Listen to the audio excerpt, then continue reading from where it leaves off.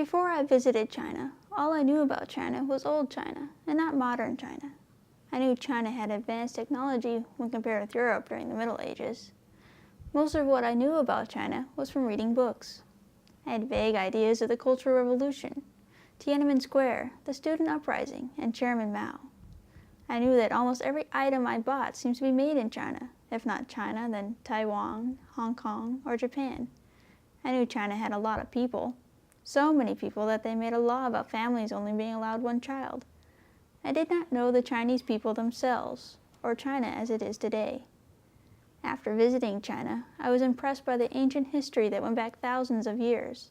All the people riding all those bicycles, the beautiful landscape, the smog-filled cities, how often English was used, and the kindness and hospitality shown us by the Chinese people. The plane trip was long, but by the end of it, I hadn't seemed to notice. Maybe because I was tired, or maybe it was the 6 movies I watched. By the end of the flight, I was longing for a hotel room, a bed, and a chance to sleep.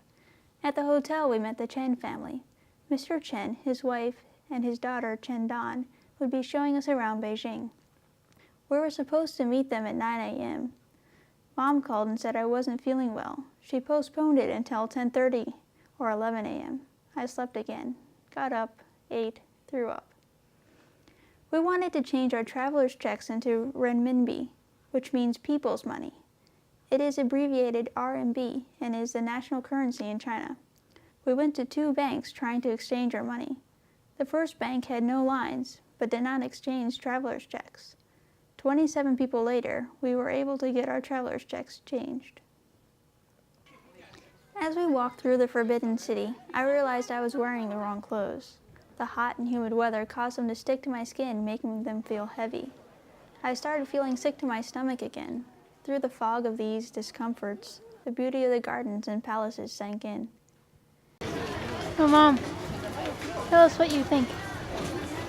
This is an amazing place. It's hot. In the Forbidden City, one of the first buildings we saw was the Qin An Dian, a hall of the imperial palace.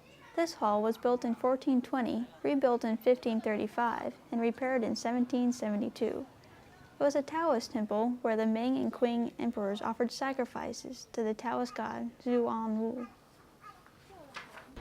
We walked out of the Forbidden City and into Tiananmen Gate. From the second level of the gate, we could overlook Tiananmen Square. You could compare it to the mall area in Washington, D.C. Tiananmen Square was a place where the Chinese could come to express political views. It is surrounded by political buildings. On 2 sides, there are governmental buildings. On one end where we stood was Tiananmen Gate, which had a large picture of Chairman Mao Zedong on the side. On the opposite end of the square was Chairman Mao's tomb. The square was sparsely peopled with kite flyers and juice and kite vendors. If we had not been in such a hurry, I would have liked to have bought a paper kite and flown it there with the others. Going to the tourist sites by taxi gave us the opportunity to see many things. We saw many bicycles of all shapes and colors with all sorts of people on them. You could almost tell what a person did for a living by their bicycle. After the Forbidden City and Tiananmen Square, our guides took us to Tiantan, which in English is the Temple of Heaven. The Temple of Heaven is the largest, southeast of Beijing, architectural group where sacrifices were offered to heaven. It covers as much area as the Forbidden City. It was built in 1421, the 18th year of the reign of the Emperor Yongle of the Ming Dynasty. In the Ming and Qing Dynasty, the emperors used to come here every day for sacrificial activities. The Temple of Heaven has these main buildings: the circular mound altar, Imperial Vault of Heaven, and the Hall of Prayers for Good Harvests. These buildings are built along a straight line extending the center of the park. A postcard we bought said the Hall of Prayers for Good Harvests is the most magnificent, and I agree with it. We are at the Temple of Heaven, and it was nice down there in the green grass and shade of the trees, but it's still pretty hot and sweaty around here. Very nice though, very pretty. Nearby was a temple that had a wall with a door called the 70-year-old door. Only those who were 70 years old or older could enter through it. Oh, you're not 70 yet. I'm not 70. The next temple area was a flat circular platform with stairs leading up to it. Visions of age-old priests performing sacrifices came to mind. The lightning cracking in the smog-filled sky was a fitting backdrop. They wouldn't let us go out the same way we came in. Our guides were waiting for us, but because of the construction, we had to walk a long way around before we got back to the place we agreed to meet. Only the daughter was there, and she told us to wait under a tree out of the rain while she went back to look for her father. We could hear them shouting each other's names as they seemingly walked in circles looking for each other. After they found each other, we were done sightseeing for the day and went back to our hotel. That evening, we were invited to the Chens for supper. It was my first introduction to the Chinese style of eating a meal. They apologized greatly for not having dressing to put on the salad vegetables. We assured them that we did not need the dressing.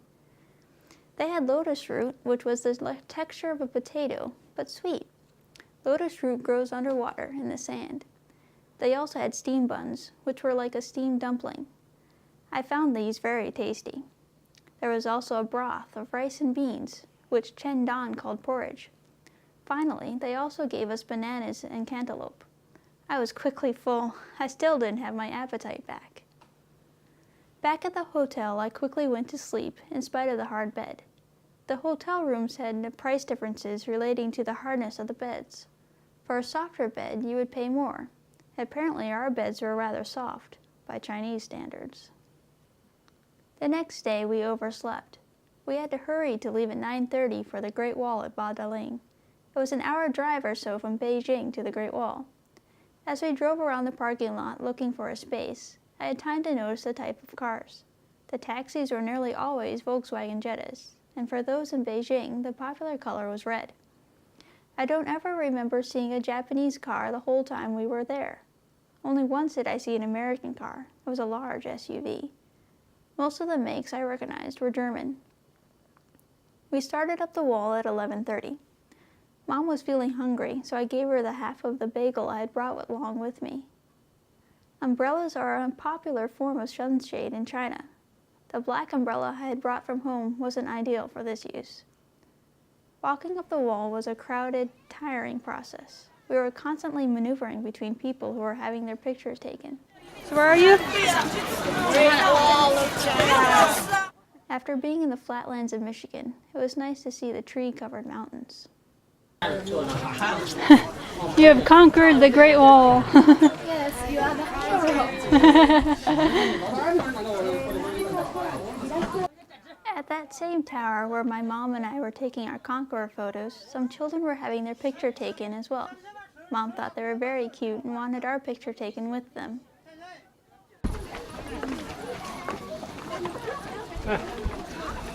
Tired? You want to stop at the next gate up there?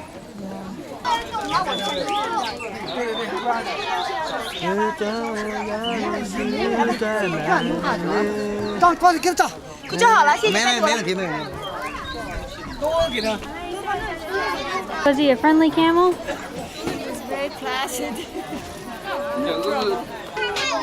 You made it. Made it. You think you would?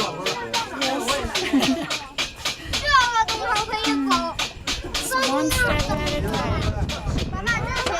Made it up the Great Wall. At that last tower we went to, Mom tried out her bartering skills and bought a book about the Great Wall. She also bought a plaque on which the man engraved our names and the date. We arrived at our stopping point, which was one of the high towers, at about 2 p.m. It took us an hour to hike back down. The next feature on the tour was the bear garden. I liked the light-colored wood that was everywhere in their enclosures and play parapets.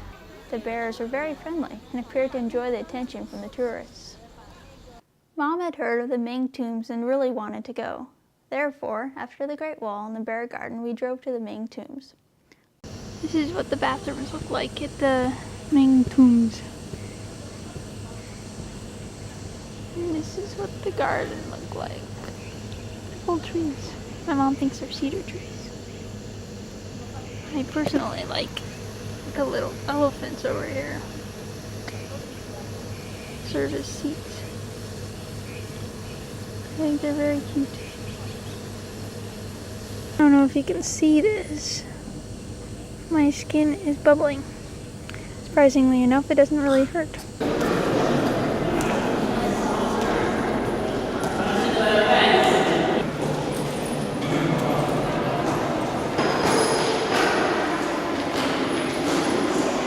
You came from all the way down.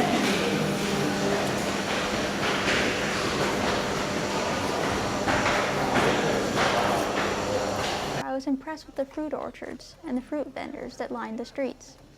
I didn't think to video them until we were headed back. Unfortunately, by then, most of them had packed up shop. The next day was Sabbath. With the Chen's insistence that we had to see Chairman Mao's tomb, we decided to go there first early that morning and then to church. Admission was free to enter the tomb. We had to wait in a long line that wound around the square. Lines were painted on the ground that indicated the path we were to follow. Guards were placed at strategic points. We were not allowed to use cameras nor carry bags. Loudspeakers broadcast this information in a loop, in English and in a couple of other languages I didn't understand. People on the line brought fabric flowers, red roses, which they took inside the entrance and added to the quickly growing pile. Next, we walked at a brisk pace into the next room in which Chairman Mao's body lay in state, under a glass box and roped off. Then we were led into the next room, which sold Chairman Mao mementos. On the wall was displayed in his own handwriting a poem that he had written. The lettering was golden, and the poem filled a large wall, going high above our heads. We had a little trouble finding a taxi.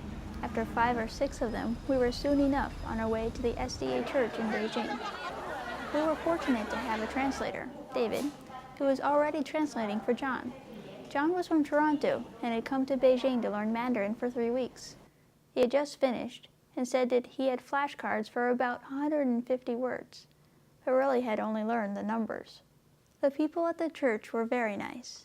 It was like a bit of home to hear familiar tunes to hymns such as "A Mighty Fortress is Our God."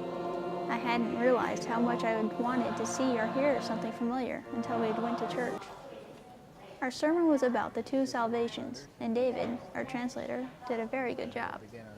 After church, we went with our guides to Beihai Park. It is a very old historic park in Beijing. At one of the halls in the park, I had an opportunity to dress up as an empress. I chose a gown, which I put on top of my clothes. I also wore some wobbly platform shoes and a rather extravagant hat.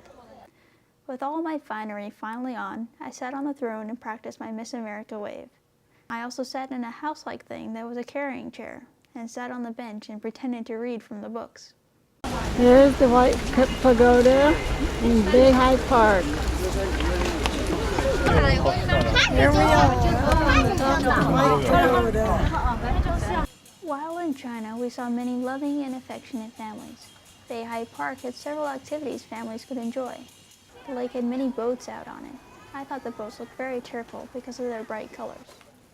An ornate ferry boat was also available for rides. I would have liked to have had a ride on it. Perhaps I will the next time I am in Beijing. The Wall of 9 Dragons is a famous site in Beihai Park. The Chinese think of dragons as powerful forces. Some say that the Chinese are the children of dragons. Others say that when dragons speak, we hear it as thunder. Near the Wall of 9 Dragons were girls dressed as empresses. Mom and I had our pictures taken with them. All I had with me was the iZone. They were very interested in the small Polaroid pictures. We gave them some of the Polaroids we took.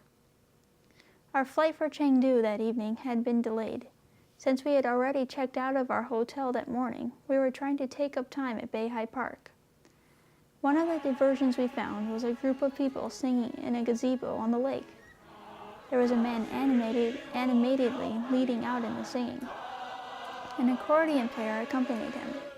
Everyone seemed to know the song and sang enthusiastically. We could hear music coming from the next gazebo as well. This time it was the sound of several instruments. Chen Dan told us they were the traditional Chinese instruments. She tried to teach us the name of one. I don't think we did very well in pronouncing it. It was an unusual combination of sounds to my English ears. Here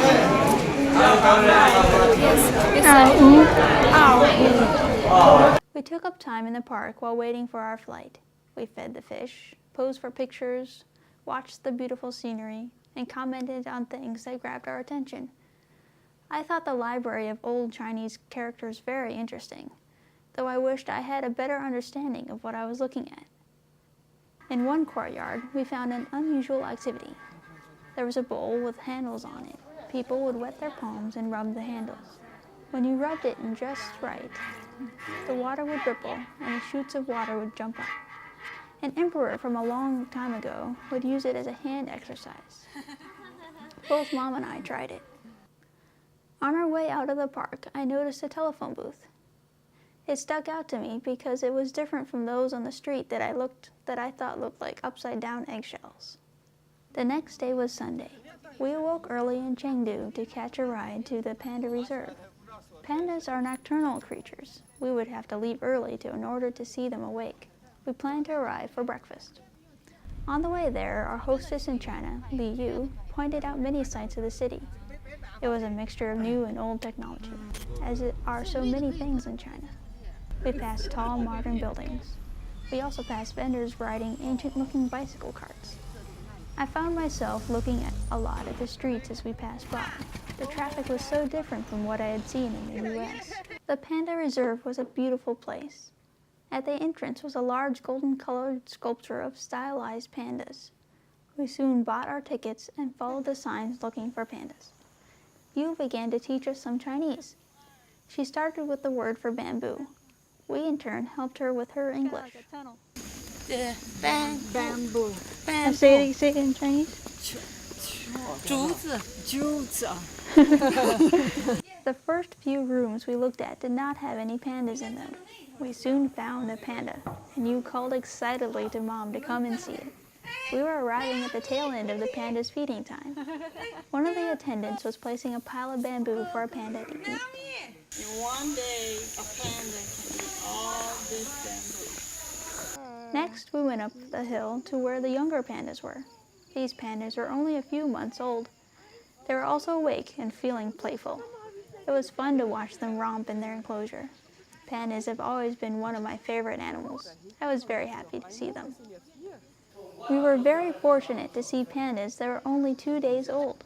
They had not been named yet, and if someone paid money, they could name one. The baby pandas looked very fragile and helpless. The reserve also had other animals, such as butterflies, Chinese pheasants, ducks, and the red panda. The red panda was small and looked similar to a raccoon. It looked like a cute, cuddly creature. As the day wore on, the pandas looked for shade to shelter them from the sun. They were harder to spot as we walked by their enclosures. At one enclosure, we came to a sign that talked about Pride, a famous panda in China. A Chinese tobacco company sponsored the panda. Later in Chengdu, I would notice that Pride's picture would be in advertisements on the side of buses and on billboards. After visiting the pandas, we drove back to town to eat at a Buddhist temple. While Yu and her nephew went to get food, I asked Mom what she thought of our day so far. Experience to come to this Buddhist temple to eat the tofu, bean curd, no meat.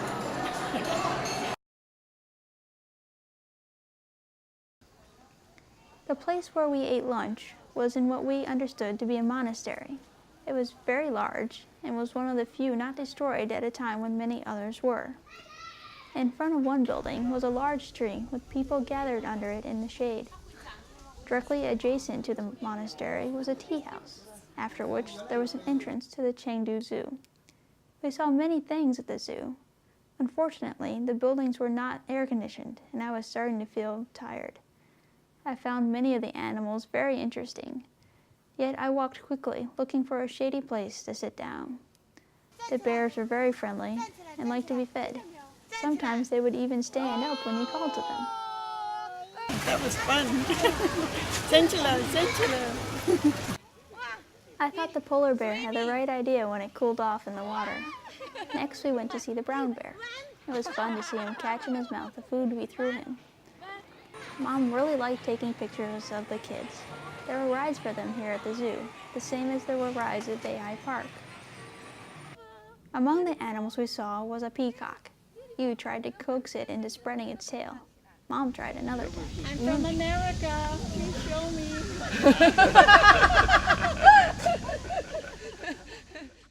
Nearby were some workers tending the city flower of Chengdu. The flower was out of season, so there weren't any in full bloom. It was another instance of the mixture of old and new technology to see a woman carrying water in the traditional way over her shoulder. As we left the zoo, I saw a car I liked the looks of. It was small and compact, like most Chinese cars, and yet had sporty styling. Plus, I liked the blue color. We were told that Chengdu had the largest percentage of people who owned cars per capita of any Chinese city.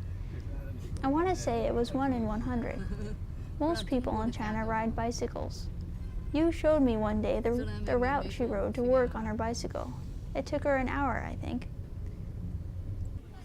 The next day was August 26, day 6 in China. We got up early to catch the tour bus. We would be gone for 4 days on the tour. On that first day, we traveled to Jiuzhaigou, a national park similar to our Yellowstone. As we drove away from the city, it was a long time before the people thinned out. I found it surprising how close the fields of the food were to the city. Not far from Chengdu proper were views of houses mixed in with small plots of farmland. As we traveled on the bus tour to Jiuzhaigou, we were often hampered by road construction. The construction was done with a lot of people working with simple tools. Jiuzhaigou is a valley of lakes and rivers.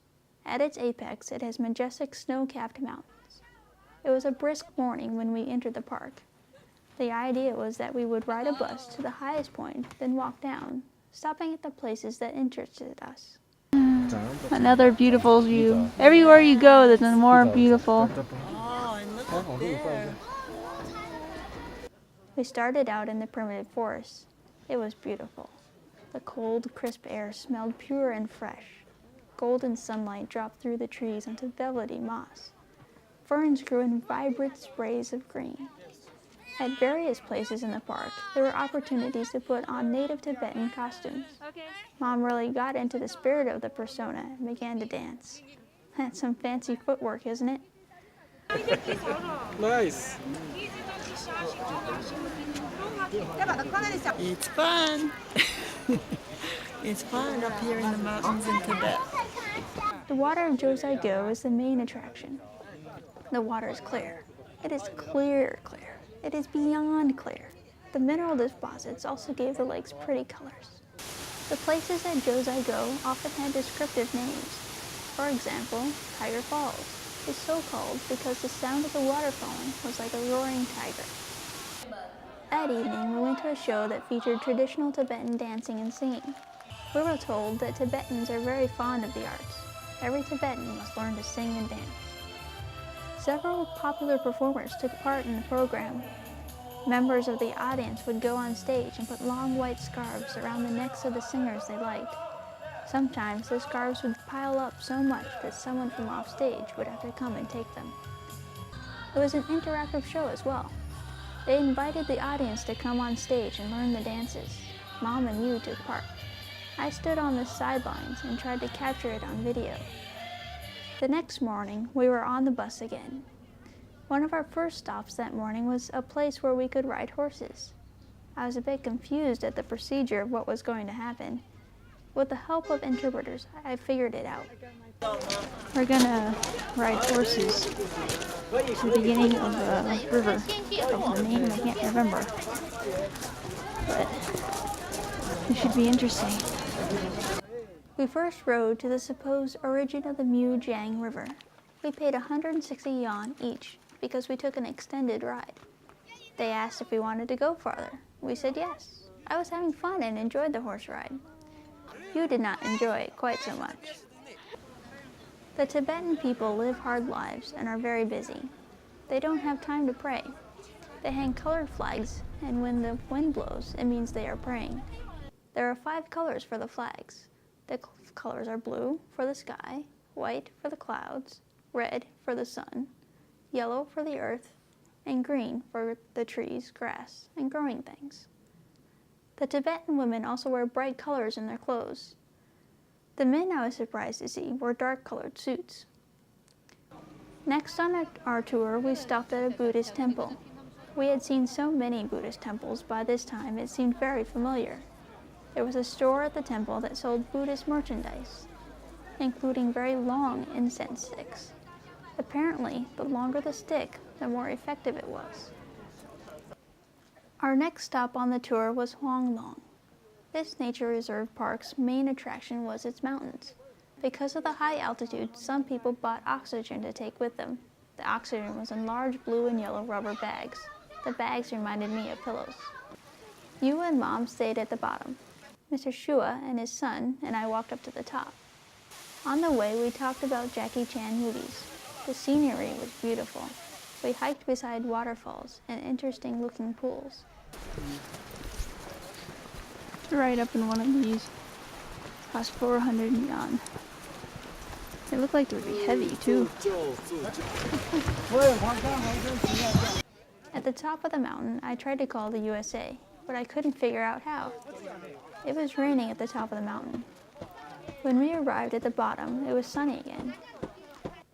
We arrived at our next hotel very late that night. I was exhausted after the long day and wanted to sleep. Before we could go to our room, they provided a full meal for us. I did not eat much of it. I did notice the dining hall with its ethnic decorations. The artwork reminded me of the artwork of Native Americans. The next day was the day we returned to Chengdu. On the way, we made several stops. They stopped at a place where we could try yak meat and buy it if we wished. Mom and I did not try it, although pressured to. We also stopped to see the tea Chengdu people make. Our instructor of tea was very engaging. Her jokes came through in the translation. It was fascinating to watch her make tea. She had a quick wrist action when pouring the boiling water. They made several types of tea for us. We sipped the tea in tiny bowl-like cups. She even showed us how to drink the tea so that the flavor would be most flavorful. It involved a quick tongue smacking on the roof of your mouth as you drank. We tried it and laughed with the rest because it sounded so funny. Afterwards, we bought tea from the shop. The teas were recommended for various things, some to help smokers stop smoking. Our next stop was to learn about traditional Chinese medicine. After looking at several of the medicines, Mom decided to buy some. Then the doctor looked at her tongue and felt her pulse and prescribed some more. She decided to go with those too. So what did they tell you? Told me that I have some kind of congestion in the liver or in some of my internal organs. It's not a serious problem, but if I take this medicine, he said for 10 days, but since I'll only be here for 7 days, I'm getting it for 7 days. And it will help my system to run more fluently. So I'll try it. That afternoon in Chengdu, we went to a market with you. Our presence there, as she bartered, increased the prices, as she later told us. I found it all very interesting. I would not have wanted to miss it. You walk along the street and somebody's selling flowers, eggs, buy each thing at a different little stall. Pretty interesting. Not like our usual food shopping trip in the supermarket. And then there's the little eels and the fish and the everything live. The live fish swimming in the little tubs, and the live eels wiggling all around, and the ducks and the chickens in little pens, rabbits, everything's alive, and then you buy it and they kill it for you right there, skin it and cut it up. Friday afternoon, we went with Mr. Shua and his son. They drove us around to see the farmers harvesting rice. I had never seen rice growing in a field before. I was not sure which of the grain fields we passed was rice. It was a little late in the season, and we had to search for farmers harvesting. Finally, we found one and stopped at the side of the road and entered the rice field. Is this rice? This is rice. We're in the rice field. The harvesters didn't seem to mind when Mrs. Shua asked if we could photograph them. Mrs. Shua told us they were harvesting rice using very traditional Chinese methods. We were also able to visit his aunt's daughter's house. They were very happy to see us. They showed us around their home. We took a group picture with them. Okay, here we are at the farm near Chengdu. What's the name of this town? Zhongxingtang, China. Mom liked the chicken we saw in the driveway and spent a few moments taping it. Oh, you're coming right up to say hello. Hello. Mom also wanted to videotape me since I had been videotaping so often. So while we waited for the car to be turned around, she videotaped me.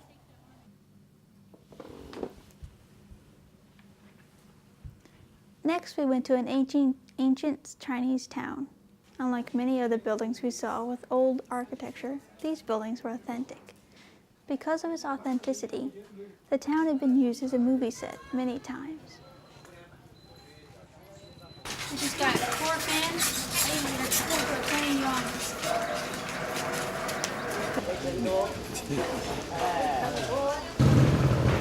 Katie, how's the bridge?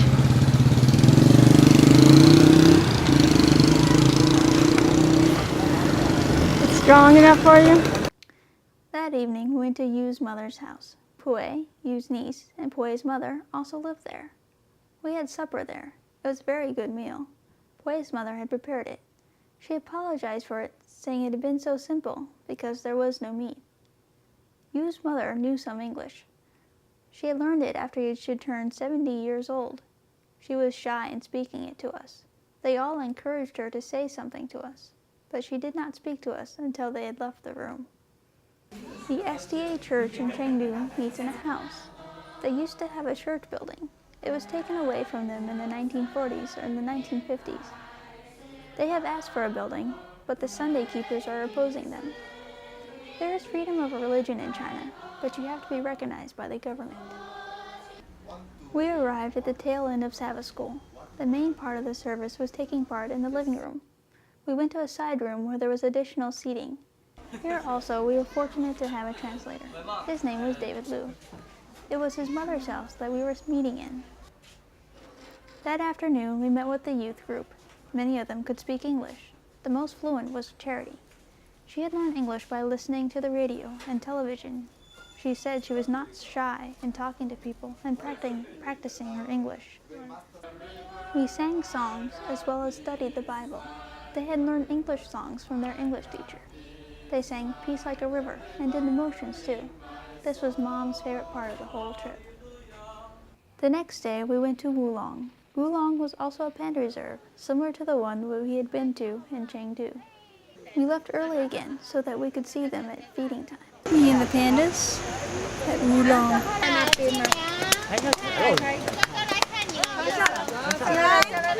One of the most special things about this trip was that I got the chance to hold a panda on my lap. Mom and Yu had fun playing with the hand puppets they bought. After Wulong, we saw the red pandas. Mom paid to go in with them. She was able to spend quite some time with them. She fed them apple out of the palm of her hand. And after the food was gone, they quickly lost interest and wandered away.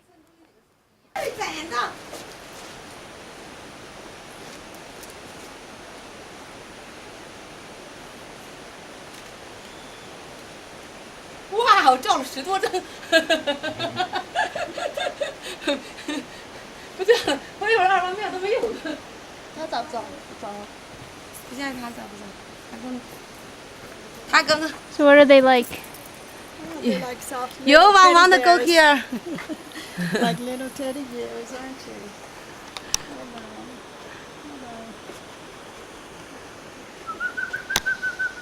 After we ate our lunch, we drove to Dujiangyan. This was an ancient water project, a canal that was still in use for irrigation. That's one river coming down there, and then right here they separated it into 2. And so it's not so strong. That afternoon, we went to the Temple of 500 Buddhas. We ate lunch at a nearby restaurant before going inside. We never had much trouble finding vegetarian things to eat because the restaurants were so accommodating. The Temple of 500 Buddhas was a large complex. In the courtyard was a tall white tower. Inside the temple, there were many statues. Whether there were actually 500 of them, I don't know. I did not count them all. I found it interesting to look at the Buddhas because each of them were different. By looking at the clues in the statues, you could guess their meaning. As you explained to us, the idea was to start with a Buddha that you liked and count them until you reached your age. The point where you stopped was your Buddha. My Buddha was smiling.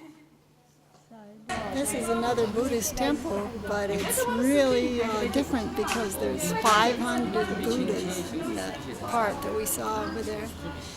And each one is different. They have different expressions on their faces, and some are like happy, some are holding babies, some are holding birds. One had a crown around his head. But each one is different, and you can choose one you like, and then you start counting.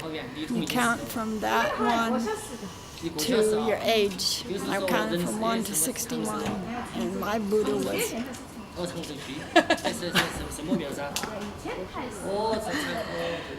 What was your Buddha like? He was happy. He was happy. And her Buddha was happy too. But because you too... I'm a mean teacher for students that don't study their English. The next day, we went to Chengdu Museum. This museum had very ancient artifacts dating back thousands of years. On the way there, we drove by Duck River. You had learned that Mom liked birds, so we stopped to look at them. There were many neat statues and figures in this museum. After going through the museum, we went to a concert of traditional Chinese musical instruments. The concert hall was on the same grounds as the museum. Most of the songs they played, I did not recognize. When they played Jiuzhaigou Joy of Man's Desiring, I did recognize it. One of the shops outside the museum was also a post office. Mom had some postcards she wanted to mail, so we stopped there. I found it interesting how he used an abacus to add up the purchases. The next day, Tuesday, we went shopping. We started out in the silk district. I hesitated at buying anything because of the prices. Mom bought some clothes. The prices here, though, I found out later, were about 2/3 less than in a department stores downtown. Mom had a list of things she wanted to find. I mainly wanted to find some video CDs. I had been asked to bring some back with me. I found some American movies, but I couldn't tell if they were in Chinese or not. I also bought some box sets of Jackie Chan movies. We passed by one store that was filled with mannequins. In this store, are they selling the clothes or the people? Mom compared it to the Temple of 500 Buddhas. We stopped by a McDonald's and bought some ice cream. The menu at the McDonald's looked the same. The ice cream tasted the same. You also bought us some ice cream bars from a store near her house. It was flavored like some kind of bean. At the buffet where we ate lunch, the Jell-O was flavored like tea. I tried 5 different colors and it was all flavored like teas. I didn't like it very much. For supper of our first day in Chengdu, we went to a buffet restaurant. We had to be taught how to eat. The second time around, we were more familiar with the buffet. The procedure goes like this. Each table has a grill on it, which is placed in a bowl. The bowl is divided into 2 sections. It is filled with water that is set to boiling. Next, you take your tray and fill it up with bowls of food that you want to eat. The Chinese had many vegetables for cooking that Mom and I were not used to cooking, such as tomatoes and lettuce.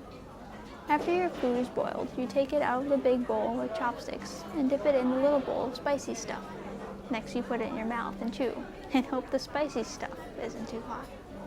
When we got off the plane in Beijing, we met a young woman who asked us where we were going. When she heard it was Chengdu, she told us that they had good food there, very hot. There were many options to put in the pot for boiling. This time around, we had a better idea of what was going on and understood what sorts of foods to get.